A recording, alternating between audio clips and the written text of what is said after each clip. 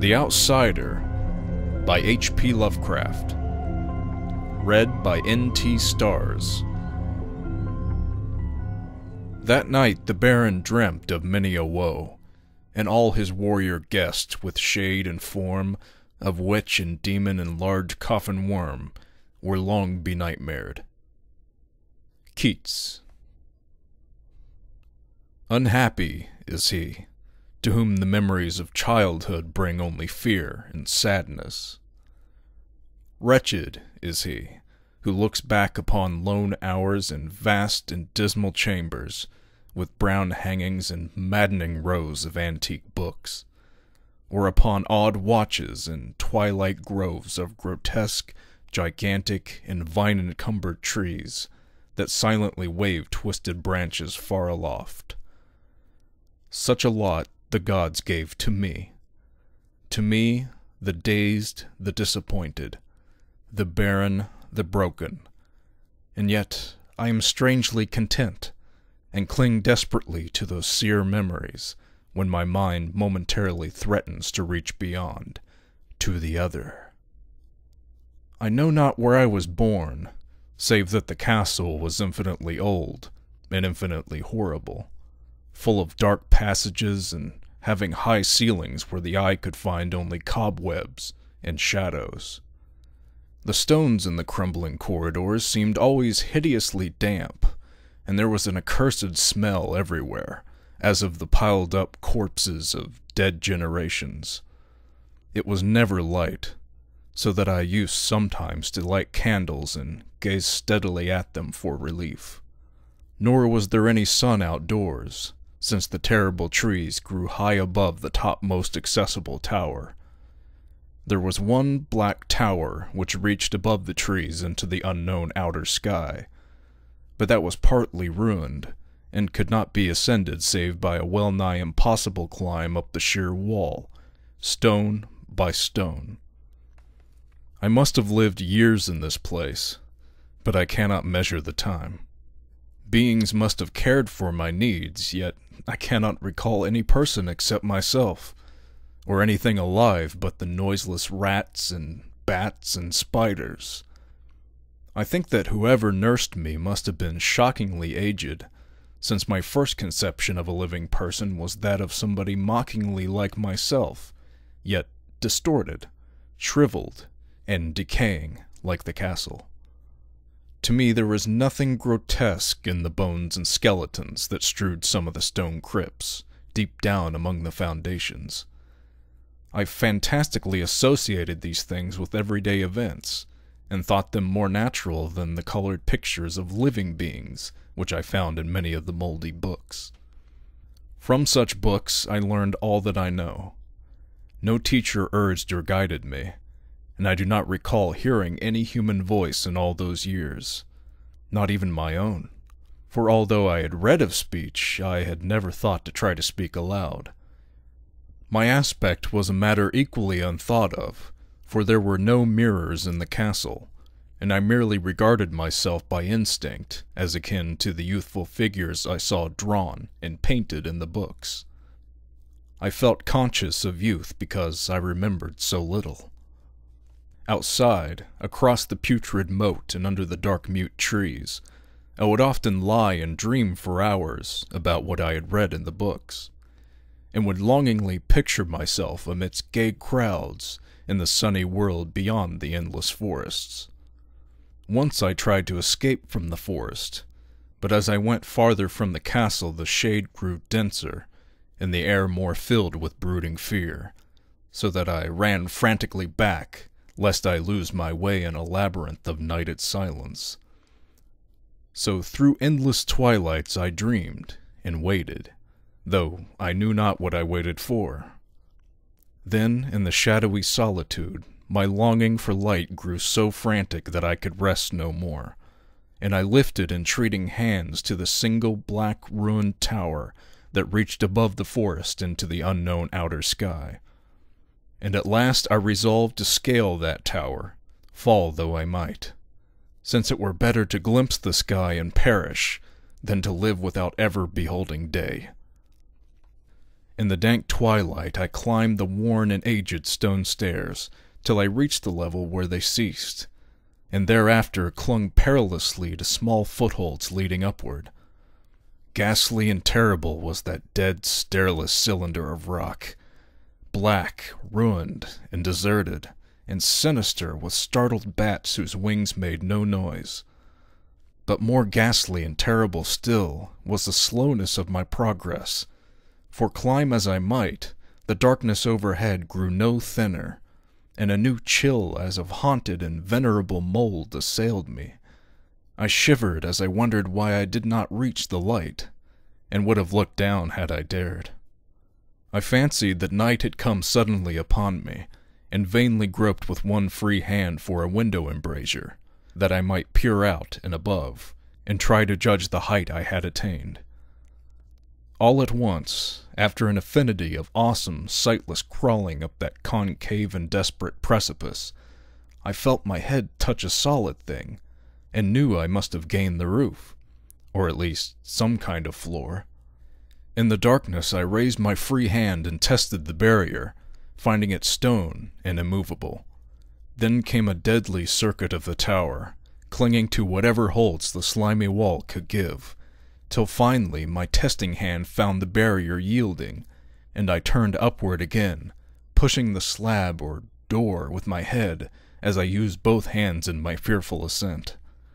There was no light revealed above, and as my hands went higher I knew that my climb was for the nonce ended, since the slab was the trap door of an aperture leading to a level stone surface of greater circumference than the lower tower, no doubt the floor of some lofty and capacious observation chamber. I crawled through carefully, and tried to prevent the heavy slab from falling back into place, but failed in the latter attempt. As I lay exhausted on the stone floor, I heard the eerie echoes of its fall, but hoped when necessary to pry it up again.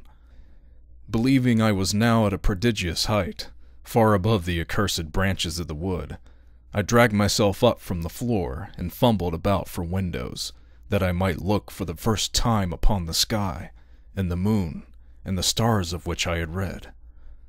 But on every hand I was disappointed, since all that I found were vast shelves of marble bearing odious oblong boxes of disturbing size.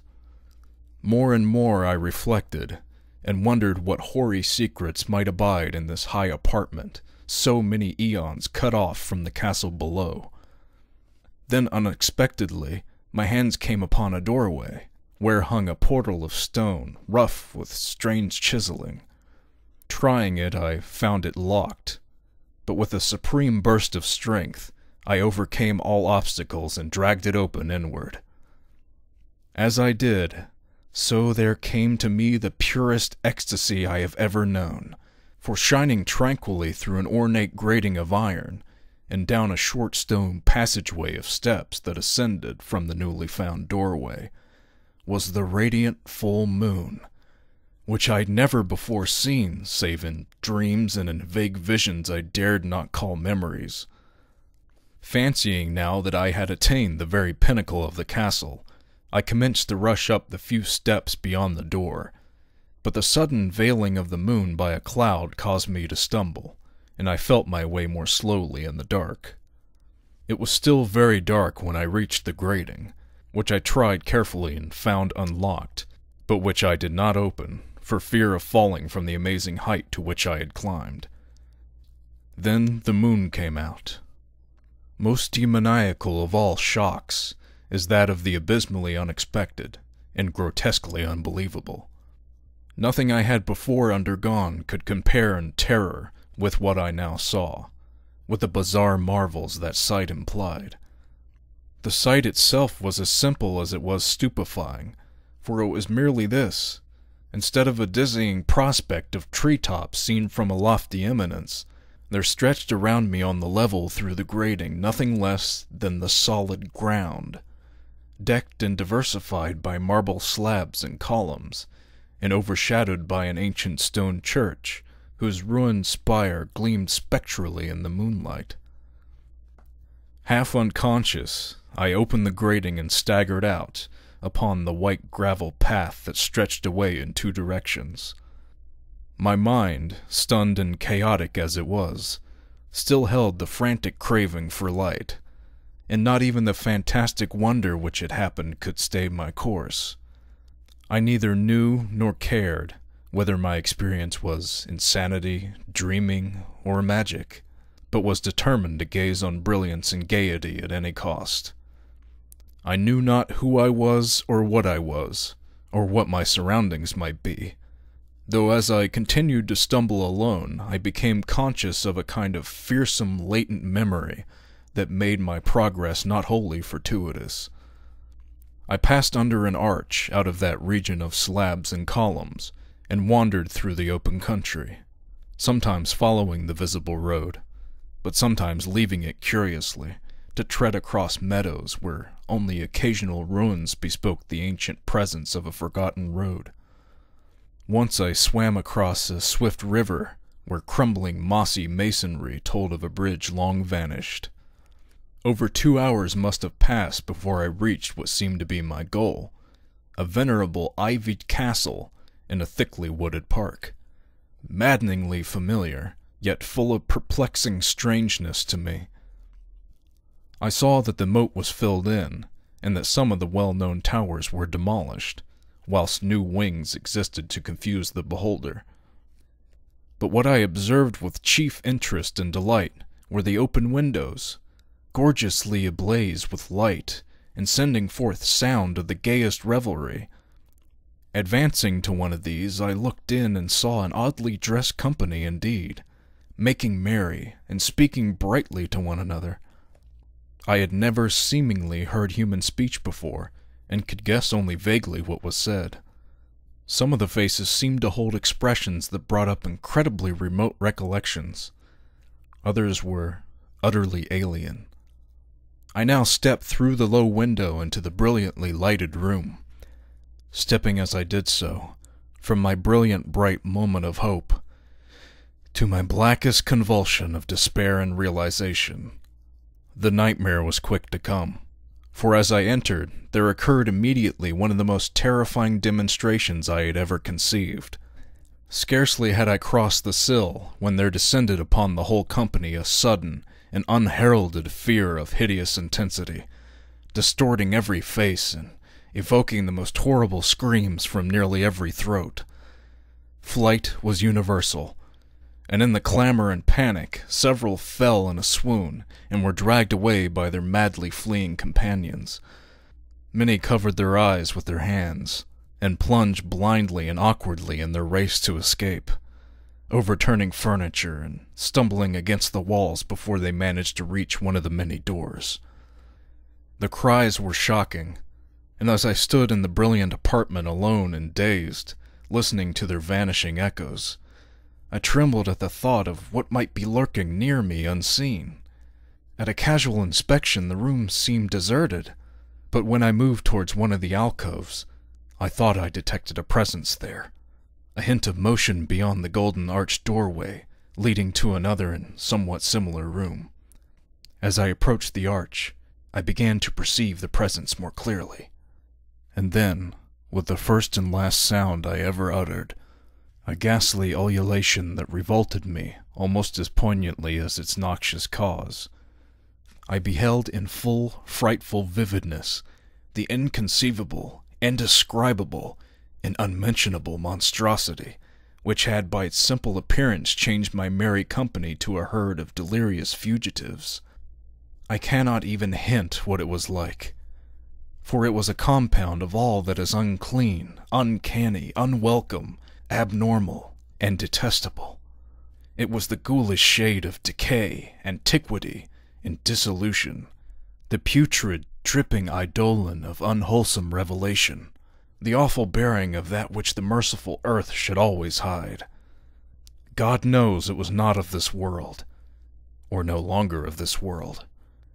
Yet to my horror, I saw in its eaten-away and bone-revealing outlines a leering, aberrant travesty on the human shape, and in its moldy, disintegrating apparel, an unspeakable quality that chilled me even more. I was almost paralyzed, but not too much so to make a feeble effort towards flight. A backward stumble which failed to break the spell in which the nameless, voiceless monster held me. My eyes, bewitched by the glassy orbs which stared loathsomely into them, refused to close, though they were mercifully blurred and showed the terrible object but indistinctly after the first shock. I tried to raise my hand to shut out the sight, yet so stunned were my nerves that my arm could not fully obey my will. The attempt, however, was enough to disturb my balance, so that I had to stagger forward several steps to avoid falling. As I did so, I became suddenly and agonizingly aware of the nearness of the carrion thing, whose hideous hollow breathing I half fancied I could hear.